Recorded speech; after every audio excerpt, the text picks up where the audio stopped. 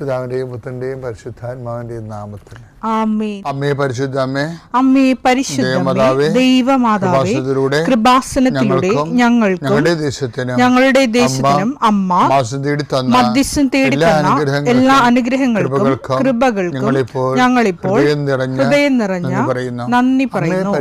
അമ്മേ പരിശുദ്ധമ്മേ, ദൈവമാതാവേ, 2004 ഡിസംബർ 7 ഉച്ചകഴിഞ്ഞ് 2:30 കൃപാസനത്തിൽ സംഭവിച്ച അമ്മയുടെ പ്രത്യക്ഷപ്പെടലിനെക്കുറിച്ച് തിരുസഭയ്ക്ക് സമർപ്പിച്ചിരിക്കുന്ന പഠനരേഖകളുടെ മേൽ സഭാത്മകമായ പഠനം ആരംഭിക്കുവാൻ ഞങ്ങൾ പ്രാർത്ഥിക്കുന്നു. അമ്മേ പരിശുദ്ധമേ, ഭൂസ്വർലോകങ്ങളുടെ രാജ്ഞിയായ അങ്ങേയ്ക്ക് ഭൗമസംരക്ഷണത്തിനായി പ്രപഞ്ചപ്രകൃതിയെ തന്നെ തിരുസഭ പ്രതിഷ്ഠിക്കുവാൻ ഈ പ്രത്യക്ഷീകരണം വഴി ഇടയാക്കണമേ. പരിശുദ്ധമേ, ജപമാല മാതാവേ, സകല കൃപാസനം പ്രാർത്ഥനയോടും ചേർത്ത്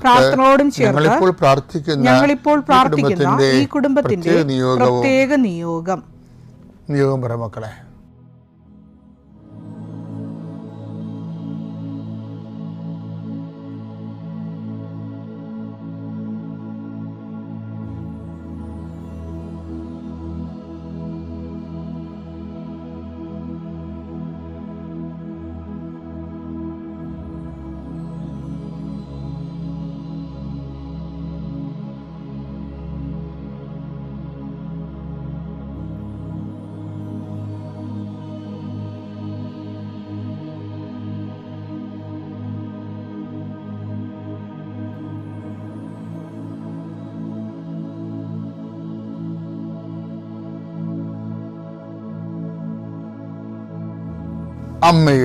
അമ്മയുടെ പ്രത്യക്ഷീകരണത്തിന്റെ ഈ അനുഗ്രഹവേളയിൽ ഞങ്ങൾക്ക് സാധിച്ചു തരുവാൻ കനിയണമേ. ആമേൻ. കർത്താവേ, നിന്റെ ഉന്നതമായ നാമത്തിന് സ്തോത്രം ചെയ്യുന്നു. കർത്താവേ, നിന്റെ വിശുദ്ധ പൗരോഹിത്യത്തെ മഹത്വപ്പെടുത്തണമേ. കർത്താവേ, സഭയിലുള്ള സാന്നിധ്യം പ്രകടമാക്കണമേ. 40 വർഷം ഞാൻ അർപ്പിച്ച കൃപാനയുടെ യോഗ്യതയാൽ കൃപാസനത്താറെ ജീവനോടെ പ്രത്യക്ഷപ്പെട്ട പരിശുദ്ധ അമ്മയുടെ മാധ്യസ്ഥത്തിലെ ഞാൻ മക്കളെ ആശീർവദിക്കുന്നു. ഈശോയെ, എവിടെയെങ്കിലും യാത്ര ചെയ്യുന്ന മുമ്പ് ഇതൊന്ന് കൂടിയിട്ട് പോണവരുണ്ട്. ഈശോയെ, അവർ മക്കളുടെ ഇന്നത്തെ മുഴുവൻ യാത്രകൾ ഞാൻ അങ്ങേക്ക് ഏൽപ്പിക്കുന്നു. അവരുടെ കണ്ണുനീര് ഉപ്പണം കർത്താവേ. അവർ പോകുന്ന ഇടങ്ങളിൽ നീ അവിടെ കൂടെ പോകണം. പലരും ഒറ്റക്കാണ്, പലരും അവർ ഒറ്റക്ക് പോയിട്ട് നടക്കാത്ത പല കാര്യങ്ങൾക്ക് വേണ്ടിയാണ് പോണത്. ഓഫീസിലായാലും കോളേജിലായാലും സ്കൂളിലായാലും പരീക്ഷയ്ക്കായാലും ജോലിക്കായാലും ഇൻ്റർവ്യൂവിനായാലും മറ്റ് റവന്യൂ ആയിട്ടുള്ള കാര്യങ്ങൾക്കായാലും കർത്താവ്, അങ്ങയുടെ മക്കൾ പോകുന്ന ഇടങ്ങളിലെല്ലാം I will come with you wherever you go. മുഖത്തെ ആവേശപ്പെടുത്തുന്ന അങ്ങയുടെ അഭിഷേക വചനമാണ്. നീ എവിടെ പോയാലും ഞാൻ നിലവുണ്ടാകും. കർത്താവെ, ഞങ്ങൾ ആഴമായത് വിശ്വസിച്ചുകൊണ്ട് കർത്താവ്, ഈ മക്കൾ നിന്നെയും കൊണ്ടുപോകാൻ ഇടയാക്കണം. വിശ്വാസ പ്രമാണം. സർവശക്തനായ പിതാവും ആകാശത്തിന്റെയും ഭൂമിയുടെയും സൃഷ്ടാവുമായ ദൈവത്തിൽ ഞാൻ വിശ്വസിക്കുന്നു. അവിടുത്തെ ഏകപുത്രനും ഞങ്ങളുടെ കർത്താവുമായ ഈശോ മിശിഹായിലും ഞാൻ വിശ്വസിക്കുന്നു.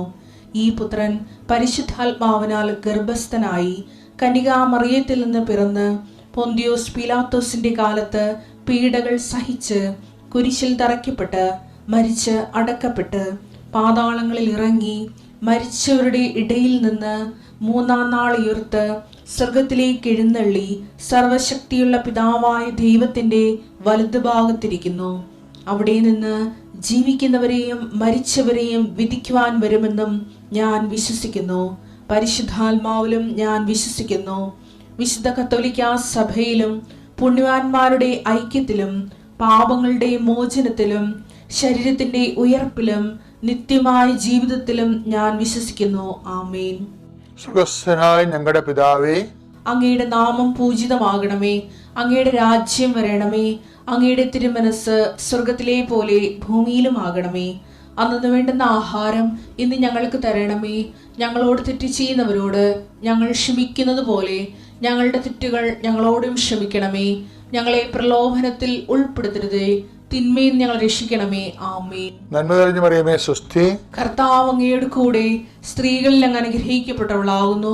അങ്ങയുടെ ഉദരത്തിൻ ഫലമായി ഈശോ അനുഗ്രഹിക്കപ്പെട്ടവനാകുന്നു. പരിശുദ്ധ മറിയമേ, തമ്പുരാന്റെ അമ്മേ, പാപികളായ ഞങ്ങൾക്ക് വേണ്ടി ഇപ്പോഴും ഞങ്ങളുടെ മരണസമയത്തും തമ്പുരാനോട് അപേക്ഷിക്കണമേ. ആമേൻ. പരിശുദ്ധമേ, സമയത്തിൻ്റെ അധികാരി സഞ്ചാരി മാതാവേ, അങ്ങയുടെ മക്കളുടെ കൂടെ സഞ്ചരിക്കണമെന്ന് പ്രാർത്ഥിക്കുന്നു. പിതാവും പുത്രനും പരിശുദ്ധാത്മാവായ സർവ്വേശ്വര എന്നേക്കും ആമേൻ. എൻ്റെ പ്രിയപ്പെട്ടവരെ, ഈ ജീസസ് ഓഫ് നാസറത്ത്, നസ്രായന യേശു, അങ്ങനെ ഒരു ഇംഗ്ലീഷ് ഫിലിമുണ്ട്. ഇതൊക്കെ കുറച്ച് പേർക്ക് അറിയാം, യൂട്യൂബിലൊക്കെ കിടപ്പുണ്ട്. പക്ഷെ അത് ഭയങ്കര ഡിമാൻഡായിരുന്നു. ആദ്യം 77 ഇറങ്ങിയ സിനിമയാണത്. ഞാനൊരു 6 പ്രാവശ്യമെങ്കിലും അത് കണ്ടിട്ടുണ്ട്. പക്ഷെ 6 മണിക്കൂറുണ്ട് ആ സിനിമ. പലപ്പോഴായിട്ട് കണ്ടതാ. ബാക്കി എല്ലാ സിനിമയും 1.5 മണിക്കൂർ 2 മണിക്കൂറൊക്കെ ഉള്ളേ.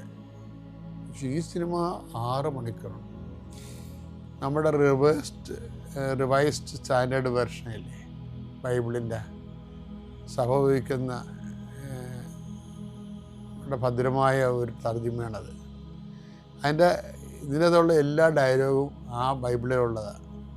അപ്പോൾ ബൈബിൾ പഠിക്കുന്നവർക്കും സത്യസന്ധമായിട്ട് പഠിക്കുന്നവർക്കും ഇപ്പോൾ ന്യൂസ് ആൻഡ് വ്യൂസ് പോലെയാണല്ലോ. പലപ്പോഴും പല തർജ്ജമകളും വ്യൂസാണ്. ഇത് വളരെ സ്റ്റാൻഡേർഡ് വേർഷനാണ്. അപ്പം ഞാനത് കാരണം ഞാൻ ഇതെപ്പോഴും ഇങ്ങനെ ഇടയ്ക്കൊക്കെ കേട്ടുകൊണ്ടിരിക്കും. അപ്പോൾ കാണുകയും ചെയ്യും. അപ്പം അതിൻ്റെ അകത്ത് യൂദാസ് വരുന്നൊരു ഭാഗമുണ്ട്. യൂദാസ് വരുന്ന ഭാഗം ഈ അപ്പോസ്തലന്മാരൊക്കെ ഈശോ സന്ധ്യ നമസ്കാരത്തിലാണ്. അത് രസമാണ് ഫാങ്കസെഫ്രലി ഇത് അവതരിപ്പിക്കുന്നത്. അത് ഈശോ എന്തോ ഒരു ചെറിയ ഒരു കെട്ടിടത്തിൻ്റെ ഭിത്തിയിൽ ഇങ്ങനെ ചാരിയിരിക്കുക, കാലം നീട്ടിക്കൊണ്ട് ഒരു പ്രത്യേക ലൂസ്ഡ് സ്റ്റൈലിലിരിക്കുക. പക്ഷേ ഈശോയുടെ 2 കൈകൾ കൊണ്ട് ഈശോ മുഖം ഇങ്ങനെ പൊത്തിയിട്ടുണ്ട്. എന്നിട്ട് അവിടുത്തെ അടുത്ത് കാണുന്ന അപ്പോസ്തലന്മാരൊക്കെ ചപ്പാത്തിയൊക്കെ ചുട്ടുകൊണ്ടിരിക്കണല്ല. അവിടുത്തെ തീ കൊണ്ട് അല്ലാതെ തന്നെ തണുപ്പിന് തീയിട്ടിട്ടുണ്ട്. ഈ തീ ഇങ്ങനെ ആളി ഇളകി കത്തണുണ്ട്. അപ്പോൾ ഈ കർത്താവിൻ്റെ ഹൃദയത്തിലൂടെ കടന്നു പോകുന്ന വികാര വിജൃംഭിതമായ ആന്തോളനങ്ങളൊക്കെ ഈ തീ ഇങ്ങനെ വിറച്ച് ഇങ്ങനെ അടിക്കുന്നതനുസരിച്ചുകൊണ്ട് നമുക്ക് ഒരു ഫീലാണത്. ശരിക്കും ഒരു സ്ഥിര വെളിച്ചമല്ല, കുറച്ച് തീയുടെ ഇളകുന്ന ഒരു പ്രകാശം ഇങ്ങനെ ഇളകിക്കൊണ്ടേയിരിക്കും. അപ്പം അതിൻ്റെ ചൂടും പൊള്ളലും ഒക്കെ ഈശോ അനുഭവിക്കുന്നുണ്ടാവും ചിലപ്പോൾ. തീ വളരെ അടുത്ത. അപ്പോഴാണ് ഇരുട്ടത്ത് കൂടി ഒരാൾ വരണം. അയാളങ്ങനെ ഈശോൻ്റെ അടുത്ത് വരുമ്പോൾ ഈശോ കണ്ണ് തുറക്കുമ്പോൾ ഇയാളെ കാണും. അപ്പം അയാൾ ഈശോയോട് പറയും, I want to follow you, I want you disciple, എനിക്ക് നിൻ്റെ ശിഷ്യനാകണം. അപ്പം അതിൻ്റെ പ്രത്യേകത, മറ്റെല്ലാ അപ്പോസ്തലന്മാരെയും ഈശോ വിളിച്ചതാ, കം ഫോളോ മീ, എന്നെ അനുഗമിക്കുക എന്ന് പറഞ്ഞു. ഈ മനുഷ്യൻ മാത്രമാണ് വന്നിച്ചു ഐ വാണ്ട് ഫോളോ യു എന്ന് പറയണത്. എനിക്ക് നിന്നെ. ഫാങ്കസെഫ്രലിയുടെ ഒരു ബാലൻസ് ഓഫ് പ്രസൻറ്റേഷൻ ഭയങ്കര രസമാണ്. അപ്പോൾ അതൊക്കെ മനസ്സിലാകും. അപ്പോൾ ഈശോ ആണെങ്കിൽ ഇതിന് യേസും പറയത്തില്ല, നോയും പറയത്തില്ല.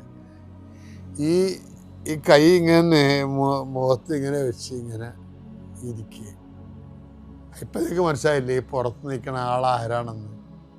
അതാണ് യൂദാസ്.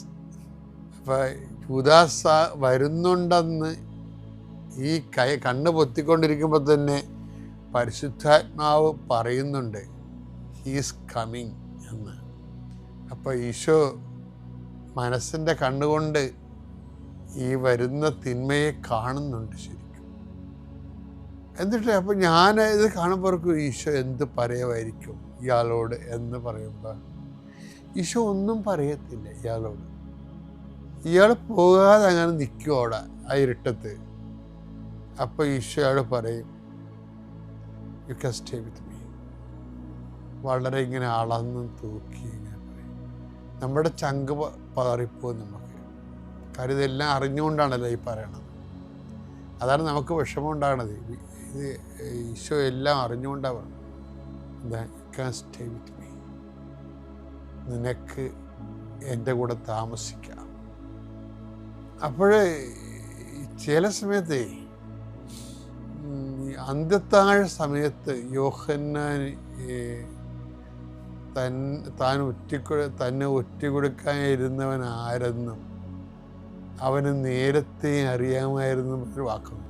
യോഹന്നാൻ 13:11. തന്നെ ഒറ്റിക്കൊടുക്കുന്നവൻ ആരാണെന്ന് അവൻ അറിഞ്ഞിരുന്നു. അപ്പൊ അവൻ ഈശോയ്ക്ക് ആളെ അറിയാമായിരുന്നു. അതാണ് വിഷയം. ഇപ്പോഴല്ല, ആദ്യമായി വന്നപ്പോൾ തന്നെ അറിയാമായിരുന്നു എന്നാണ് ഫ്രാങ്കോസ് സെഫ്രേലി പറഞ്ഞു വെക്കണത്. ഇത് ഈശോയുടെ ഒരു പ്രശ്നം വെച്ചാൽ ദൈവത്തിൻ്റെ പൊതുപ്രശ്നമാണ്. നമ്മൾ ദൈവമായിട്ട് ഡീൽ ചെയ്യുമ്പോൾ ഇങ്ങനെ ഈ നമ്മൾ ആരാണെന്നുള്ളതിനെക്കുറിച്ച് ദൈവത്തിന് മുൻകൂട്ടിയുള്ള അറിവുണ്ടെന്നുള്ള അറിവ് നമുക്കുണ്ടാകണം. അല്ലെങ്കിൽ നമ്മളിങ്ങനെ സ്വാഭാവികമായ ഡീലുമായിട്ട് ദൈവത്തിൻ്റെ അടുത്ത് ഒക്കത്തില്ല. ഇപ്പം ഉദാഹരണത്തിന് യോഹന്നാൻ 6:6 അവനെ പരീക്ഷിക്കാനാണ് യേശു ഇങ്ങനെ ചോദിച്ചത്. 5 അപ്പം വർദ്ധിപ്പിക്കണ അപ്പമേ ഇവർക്ക് എവിടെ നിന്ന് അപ്പം കിട്ടുമെന്നൊക്കെ ചോദിക്കണില്ലേ. അപ്പം ഇവരെ പ്രതിരോധത്തിലാക്കുന്നുണ്ടെങ്കിലും ഈ വിഷയത്തിന് സൊല്യൂഷൻ എന്താണെന്നതിനെ കുറിച്ച് കർത്താവിന് അറിയാം. എന്ത് ചെയ്യണമെന്ന് യേശു നേരത്തെ മനസ്സിൽ കരുതിയിരുന്നു. ഈ നേരത്തെ എന്നുള്ള വാക്ക് ഒരു അപകടം പിടിച്ച വാക്കാണ്. നമ്മൾ പലപ്പോഴും ചെന്ന് പണി മേടിക്കണ ഈ ഒരു വാക്കിലാണ്. യോഹന്നാൻ 3:18 അവനിൽ വിശ്വസിക്കുന്ന ഒരുവനും ശിക്ഷയ്ക്ക് വിധിക്കപ്പെടുന്നില്ല.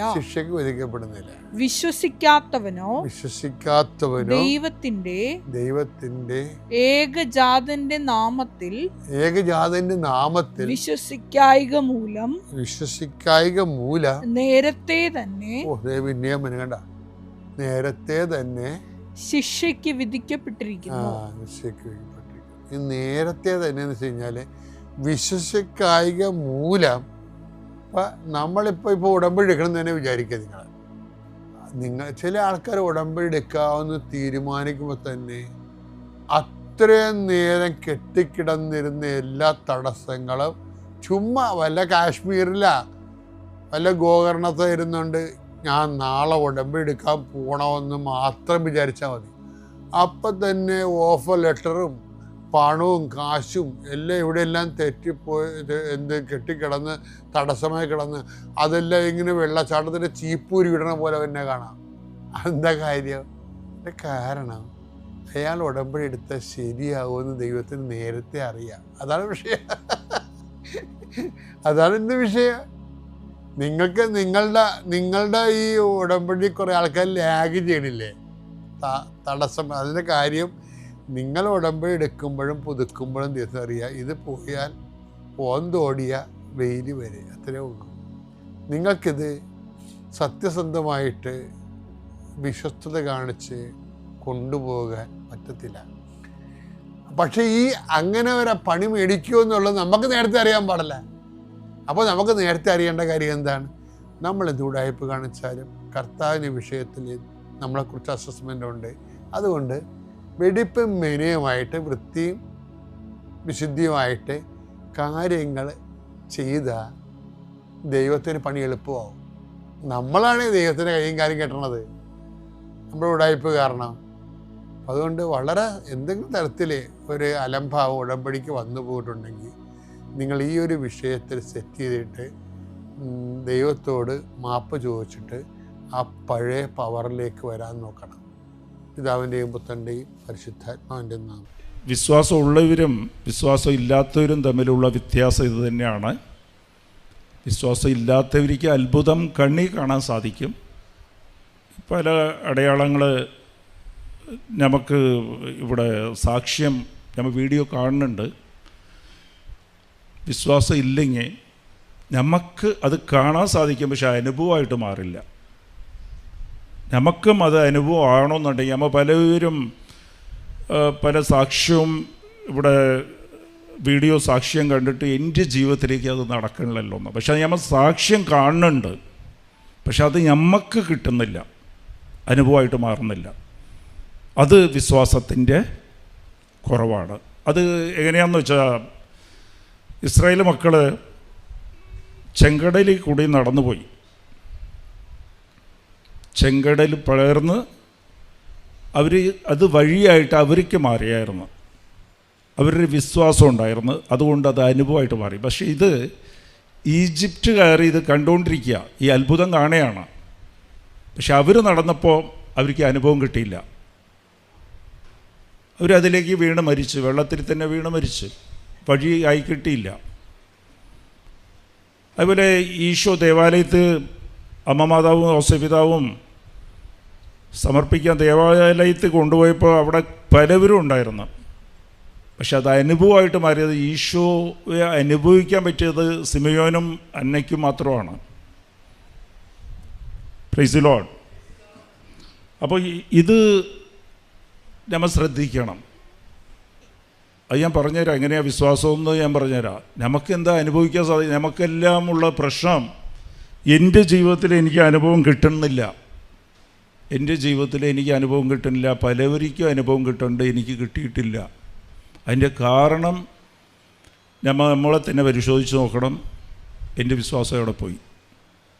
നമുക്ക് തോന്നും വിശ്വാസമൊക്കെ ഉണ്ട്, അതുകൊണ്ടാണല്ലോ ഞാൻ പ്രാർത്ഥിക്കുന്ന, മെഴുതിരി കത്തിച്ച് പ്രാർത്ഥിക്കുന്ന, കൊന്ത ചൊല്ലുന്ന. അത് വിശ്വാസം ഇല്ലെങ്കിലും അത് ചൊല്ലാം, അത് വായിക്കാൻ പറ്റും. Price the Lord, hallelujah. അപ്പോൾ ഇത് തന്നെയാണ് ഈശോയ്ക്ക് പോലും.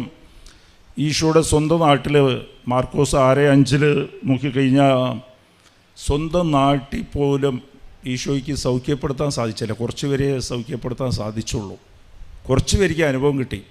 അനുഭവം കണ്ടുകൊണ്ടിരുന്നവർ കുറേ പേരുണ്ടായിരുന്നു, പക്ഷെ അതിൽ കുറച്ച് പേർക്ക് അനുഭവം കിട്ടി. അവരുടെ വിശ്വാസം കുറവായിരുന്നെന്നാണ് വചനം പറയുന്നത്. അപ്പോൾ വിശ്വാസമുള്ളവർക്കാണ് സൗഖ്യം കിട്ടിയത്.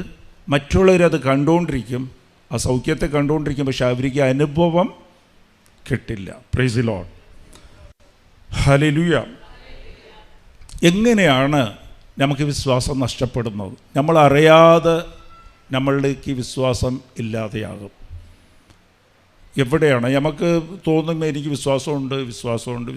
നീ വിശ്വസിക്കുന്ന ഉണ്ട്, പക്ഷേ യഥാർത്ഥത്തിൽ വിശ്വാസമുണ്ടോ? വിശ്വാസം കുറഞ്ഞിട്ടുണ്ടെന്ന് എങ്ങനെയാണ് കണ്ടുപിടിക്കുക? വിശ്വാസം കുറഞ്ഞിട്ടുണ്ടെങ്കിൽ എങ്ങനെയാണ് മനസ്സിലാക്കുക? എൻ്റെ ജീവിതത്തിൽ എനിക്ക് വിശ്വാസം കുറഞ്ഞിരിക്കുകയാണ്, വിശ്വാസത്തിൻ്റെ ലെവൽ കുറവാണ്. നമുക്കൊന്ന് ദൈവത്തെ അനുഭവിക്കണമെങ്കിൽ വിശ്വാസത്തിൻ്റെ ലെവൽ ഒരു 80% ഉണ്ടാവണമെന്നുണ്ടെങ്കിൽ 80 താഴെയാണെങ്കിൽ അത് ഫെയിൽ മാർക്കാണ്. വിശ്വാസത്തിൻ്റെ അനുഭവം കുറയും. അതെങ്ങനെയാണ് മനസ്സിലാക്കുക? നമ്മുടെ ജീവിതത്തിൽ പേടി വരാൻ തുടങ്ങും, പേടി ഉണ്ടാകും, പലതിനെക്കുറിച്ച് ഭയമുണ്ടാകും. ഹല്ലേലൂയ. ഞാൻ പറയണ മനസ്സിലാണ്ട? നമുക്ക് പേടി ഉണ്ടാവും, നമ്മളെ മക്കളെക്കുറിച്ച് പേടി. നമ്മൾ ഇവിടെ ഇരിക്കുമ്പോൾ തന്നെ മക്കൾ ബൈക്കിൽ പോയിട്ടുണ്ട്, അയ്യോ എന്ത് സംഭവിക്കും, ഏത് സംഭവിക്കും. അല്ല ഇന്ന് വീട്ടിൽ പോയി കഴിഞ്ഞാലും വീട്ടിലെന്തായിരിക്കും സ്ഥിതി? അവിടെ അയൽക്കാരായിട്ട് പ്രശ്നം, ഭർത്താവായിട്ട് പ്രശ്നം, ഇല്ല ഭാര്യ ഭർത്താവ് തമ്മിൽ പ്രശ്നമാണ്, ഇല്ല നാളെ കടബാധ്യതയുണ്ട്, രോഗമുണ്ട്, ഇനി ഡോക്ടറിൻ്റെ അടുത്ത് നാളെ ടെസ്റ്റിന് പോകണം. അതെല്ലാം ഈ ഭയമുണ്ടെങ്കിൽ നിങ്ങൾ മനസ്സിലാക്കിക്കോ, നമുക്ക് വിശ്വാസത്തിൻ്റെ ലെവൽ കുറഞ്ഞിരിക്കുകയാണ്. Praise the Lord, hallelujah. അപ്പോൾ ഇത് എങ്ങനെയാണ് വിശ്വാസം കുറയുന്നത്? അതാണ് വിശ്വാസം കുറയുന്ന കാര്യം. ഇത് സാത്താൻ്റെ പണിയാണ്. സാത്താൻ എന്താ ചെയ്യുന്നത്? ഇവിടെ 2 രാജ്യം, ഒന്ന് ദൈവരാജ്യം, ഒന്ന് സാത്താൻ്റെ ലോകരാജ്യമാണ്, സാത്താൻ്റെ രാജ്യമാണ്. Price the Lord. ദൈവരാജ്യം എന്ന് പറഞ്ഞാൽ എന്താ? അവിടെ ദൈവമാണ് രാജ്യം ചെയ്യുന്നത്, ദൈവമാണ് ഭരിക്കുന്നത്. ദൈവം തീരുമാനിക്കും നിൻ്റെ ജീവിതം എന്താകണം. ദൈവത്തിൻ്റെ പദ്ധതി നടപ്പിലാക്കാൻ ദൈവരാജ്യത്തിലുണ്ടാകും, സാത്താൻ്റെ പദ്ധതി നടപ്പിലാക്കാൻ 2 രാജ്യമാണ് എന്ന് വെച്ചാൽ അവിടുത്തെ പ്രസിഡൻറ്റ് ദൈവമാണെങ്കിൽ ഇവിടുത്തെ പ്രസിഡൻറ്റ്, ഈ രാജ്യത്തിൻ്റെ പ്രസിഡൻ്റ് ആരായിരിക്കും? സാത്താനായിരിക്കും. സാത്താൻ എന്തിനാ നമ്മളെ കൊണ്ട് ഈ പാവം ചെയ്യിപ്പിക്കുന്നത്? പാവം ചെയ്യിപ്പിക്കുന്ന കാര്യം പ്രലോഭനത്തിൽ നമ്മളെ പാപത്തിൽ വീഴാൻ. അത് യോഹന്നാൻ 8:34, ഒരു പ്രാവശ്യം പാപം ചെയ്ത അവൻ പാപത്തിൻ്റെ അടിമയാണ്, അടിമയാക്കാനാണ്. അവൻ്റെ രാജ്യം ശക്തിപ്പെടാൻ, ഒരു രാജ്യം ശക്തിപ്പെടണമെന്നുണ്ടെങ്കിൽ അവിടുത്തെ പോപ്പുലേഷൻ കൂടുതലായിരിക്കണം. Price the Lord. ഒരു രാജാവുണ്ട്, ആ രാജാവിന് പ്രജ ഒന്നും തന്നെ ഇല്ലെങ്കിൽ അവൻ ആരാ രാജ്യം ചെയ്യും? അപ്പോൾ രാജാവ് ശക്തിയുള്ളവനാണ്, പ്രബലനാണെന്ന് അറിയണമെന്നുണ്ടെങ്കിൽ, അവൻ്റെ രാജ്യം വലുതാണെന്ന് അറിയണമെങ്കിൽ അവിടെ കുറേ പ്രജകളുണ്ടാകും, അതിൽ ആൾക്കാർ കൂടുതലുണ്ടാകണം. Price the Lord. അപ്പോൾ സാത്താൻ്റെ പണി എന്താ? അവൻ എത്ര ആൾക്കാരെ ചേർക്കാൻ പറ്റുമോ അത്രയും ചേർക്കണം അവൻ്റെ രാജ്യത്തിൽ. Price the Lord. ഇതിലൊക്കെ നമ്മൾ പെട്ടുപോകും. അവിടെ പോയി കഴിഞ്ഞാൽ നമ്മൾ അടിമകളാണ്. അടിമയായിക്കഴിഞ്ഞാൽ പിന്നെ ദൈവത്തെ അനുഭവിക്കാൻ സാധിക്കില്ല. അതിൽ നിന്ന് പുറത്തേക്ക് വരാൻ നമുക്ക് മനസ്സ് വരില്ല. Price the Lord. അതുകൊണ്ടാണ് നമുക്ക് പലവരിക്കും ഈ അസൂയ, അതേപോലെ വിദ്വേഷം, വെറുപ്പ്, പ്രാർത്ഥിക്കാൻ പറ്റാത്ത, നമുക്ക് വെറുതെ ഇരിക്കാൻ സാധിക്കും. നിങ്ങൾ ആലോചിച്ച് നോക്കിയോ, വെറുതെ വേണമെങ്കിൽ നിങ്ങൾ 2 മണിക്കൂർ വെറുതെ ഇരിക്കും, പക്ഷെ 5 മിനിറ്റ് പ്രാർത്ഥിക്കാൻ സാധിക്കില്ല. Price the Lord. ബൈബിള് വായിക്കില്ല. നിങ്ങൾ കഥപുസ്തകം എത്ര ബോറാണെങ്കിലും കഥപുസ്തകം വായിക്കും. അത് ഒരു ഇൻട്രസ്റ്റിംഗ് ആയിരിക്കില്ല, എന്നാലും അത് വായിച്ചോളും. ബൈബിൾ ഒരു പേജ് വായിക്കാൻ സാധിക്കില്ല. Price the Lord. ഞാൻ ഇത് വെറുതെ ഇല്ല പറയുന്നത്. ഇതൊക്കെ ഈ അവബോധം നമുക്ക് വേണം. എന്തുകൊണ്ടാണ് സാധിക്കുന്ന ഇതെന്തുകൊണ്ടാണ് നമ്മുടെ ജീവിതത്തിൽ സംഭവിക്കണമെന്ന് നമ്മൾ മനസ്സിലാക്കണം. അത് അപ്പോൾ ഇത് ഞാൻ ഏതോ ഒരു അടിമത്വത്തിൽ, സാത്താൻ എന്താ ചെയ്യണം? ഏതെങ്കിലും ഒരു അടിമത്വം നിങ്ങൾക്ക് വെച്ച് തന്നിട്ട് സാത്താൻ്റെ സിറ്റിസനായിട്ട് മാറ്റും. ഇങ്ങോട്ട് സാത്താൻ്റെ രാജ്യത്തിൻ്റെ പ്രജയായിട്ട് അങ്ങോട്ട് മാറ്റിക്കളയും. നമുക്ക് തിരിച്ച് ഇങ്ങോട്ടാണ് വരണ്ടേ. Price the Lord. അതിനാണ് ഈശോ കുരിശിൽ മരിച്ച് പരിഹാരം ചെയ്തത്. നിങ്ങളുടെ അടിമത്വത്തിൻ്റെ മരുന്ന് പരിഹാരം ഞാൻ ചെയ്തു വെച്ചിട്ടുണ്ട്, നീ തിരിച്ചിങ്ങോട്ട് വരാം. അത് പക്ഷേ നമ്മുടെ കയ്യിൽ ഫ്രീ ഹാൻഡ് കൊടുത്തിരിക്കുക. നീ ഈശോയിൽ വിശ്വസിക്കണം, അനുദപിച്ചിങ്ങോട്ട് വരാം, ചാടി വരാം. പക്ഷേ അടിമത്വത്തിലാണ്. Price the Lord. സിമ്പിളാണ്. ഇവിടെ നിന്ന് ഇങ്ങോട്ട് ചാടണം, അപ്പോൾ അനുഭവം കിട്ടും. അപ്പോൾ സാത്താൻ എന്താ ചെയ്തു വെച്ചിരിക്കണത്? നമ്മളെ ചെറിയ നമുക്ക് ചെറുതാണെന്ന് തോന്നിയാൽ പോലും അത് അടിമത്വമാണ്. Praise the Lord. ഹല്ലേലൂയ. ചിലപ്പോൾ കുറ്റം പറച്ചിലായിരിക്കാം, പ്രാർത്ഥിക്കാൻ കുറ്റം പറച്ചിലായിരിക്കാം, അതേപോലെ എപ്പോഴും നെഗറ്റീവ് പിറുവിറുപ്പാകാം, അസൂയാകാം, ഒരാളെക്കുറിച്ച് അസൂയ. പിന്നെ അതുപോലെ ക്ഷമിക്കാൻ സാധിക്കില്ല, ഒരിക്കലും ശ്രമിക്കില്ല. എന്ത് പറഞ്ഞാലും അതൊഴിച്ച് ബാക്കിയെല്ലാം സാധിക്കും. ഇയാളോട് ഞാൻ സംസാരിക്കില്ല, ബാക്കിയൊക്കെ ഞാൻ ഇവിടെ തനിച്ചിരുന്ന് ഞാൻ അനുദപിച്ചിട്ടുണ്ടല്ലോ, അതൊക്കെ പ്രാർത്ഥിച്ചിട്ടുണ്ടോ, പക്ഷെ ചെയ്യില്ല. നുണ പറച്ചൽ, അത് നമ്മൾ അറിയാത്ത അടിമത്വമാണ്. സത്യം നാവിരുന്ന് പറയില്ല. സത്യം പറഞ്ഞാൽ ഏതെങ്കിലും 10 വാക്ക് പറഞ്ഞാൽ അതിൽ 1 നുണയായിരിക്കും. നമ്മൾ അറിയില്ല, ശ്രദ്ധിക്കില്ല. അതിങ്ങനെ അടിമത്വമായിരിക്കുക. Praise the Lord. ഹല്ലേലൂയ. അപ്പോൾ ഇതിലിരുന്ന് എങ്ങനെയാണ് ഈ അടിമത്തിലിരുന്ന് പുറത്ത് വന്നു കഴിഞ്ഞാൽ തന്നെ നമുക്ക് ദൈവത്തെ അനുഭവിക്കാൻ സാധിക്കും. ദൈവം കൈ പിടിച്ച്, ദൈവം അതിന് വേണ്ടിയിട്ടാണ്, കൂടെ നടക്കാൻ വേണ്ടിയാണ് ദൈവം നമ്മളെ സൃഷ്ടിച്ചത്. അപ്പോൾ ഈ അടിമയായിക്കഴിഞ്ഞാൽ ആദാമും അവയും കൂടി അവിടെ പാപം ചെയ്ത് കഴിഞ്ഞപ്പോൾ പേടിയാണ് അവർക്ക് ആദ്യം വന്നത്. അവർ ഒഴിഞ്ഞു മാറി. ദൈവത്തിൻ്റെ അടുത്ത് പോകാൻ സാധിക്കില്ല, നമുക്ക് അനുഭവം കിട്ടില്ല, ഒഴിഞ്ഞു മാറിയിരിക്കുക ചെയ്തത്. പക്ഷെ അവർ തലേദിവസം വരെ, പാപം ചെയ്യുന്നതിൻ്റെ തലേദിവസം വരെ അവരെന്താ ചെയ്തത്? ദൈവത്തിൻ്റെ കൂടെ നടക്കുമായിരുന്നു. Praise the Lord. ആ ജീവിതം ജീവിച്ചു നോക്കണം, ദൈവത്തിൻ്റെ കൂടെ നടക്കുന്ന ജീവിതം. അതാണ് ഉടമ്പടി ജീവിതം, ദൈവത്തിൻ്റെ കൂടെ നടക്കാൻ, ദൈവ സാന്നിധ്യം അനുഭവിക്കാൻ. അപ്പോൾ ഇതിൽ സംഭവിക്കുന്ന തടസ്സം ഈ വിശ്വാസം തന്നെയാണ്. വിശ്വാസം കുറയുന്നത് അടിമത്വത്തിലിരുന്നാണ്. ഹല്ലേലൂയ. അപ്പോൾ ആദ്യം നമുക്ക് ഈ അടിമത്വത്തിലിരുന്ന്, ഇപ്പോൾ നുണ പറച്ചൽ, അസൂയ മാറണില്ല. ഒരാളെക്കുറിച്ച് നമുക്ക് സത്യം പറഞ്ഞാൽ സ്വന്തം കുടുംബത്തിലായിരിക്കാം, അവരെ കാണുമ്പോൾ അത് അസൂയ എന്താ സംഭവിക്കണമെന്ന് വെച്ചാൽ അത് വെറുപ്പായിട്ട് മാറും, വിദ്വേഷമായിട്ട് മാറും. അതാണ് മരുന്ന്.